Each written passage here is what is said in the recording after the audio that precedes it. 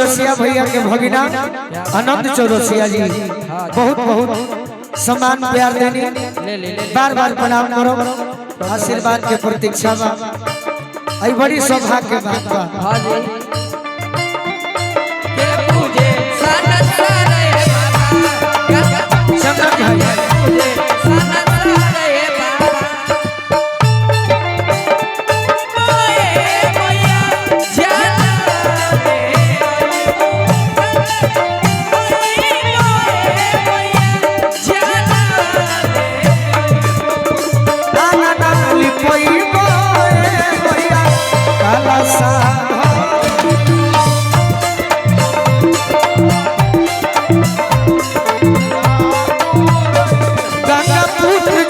पूजे सनत रे बाबा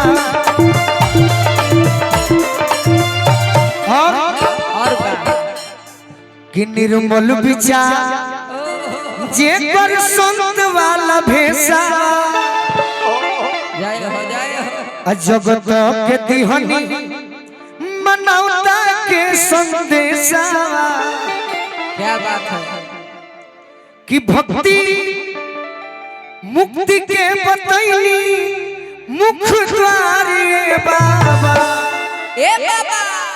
गुरुजी बतावे कि भक्ति करब तो मुक्ति मिलही के बाद कि भक्ति मुक्ति के बतैली मुख द्वार बाबा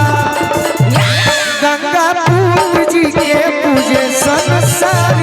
बाबा गंगा पुत्र जी के पूजे संसार बाबा गंगा पुत्र जी के पूजे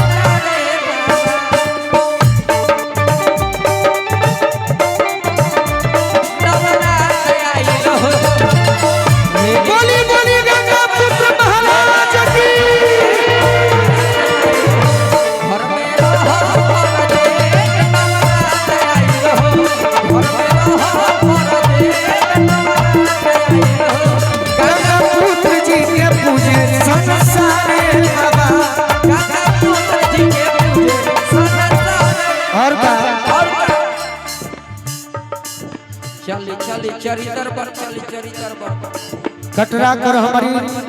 नरेंद्र राय जी कैमूर जिला और का हमारा महाराज जी बतावे नि सबका से जीव के जनवनी तनी लहे लहे सब कहीं में मत फेंक दो नहीं से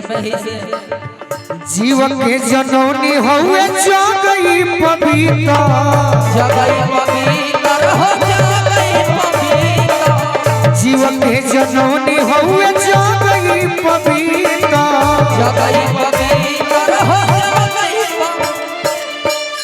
और सच्चा सुख बाटे अधेताम के भीतर सच्चा सुख बाटे अधेताम के भीतर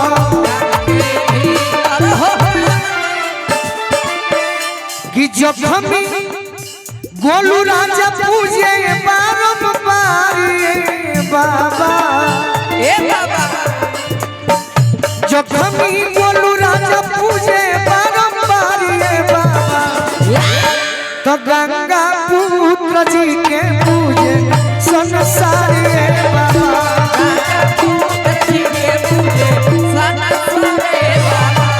गंगा पुत्र जी के पूजे संसार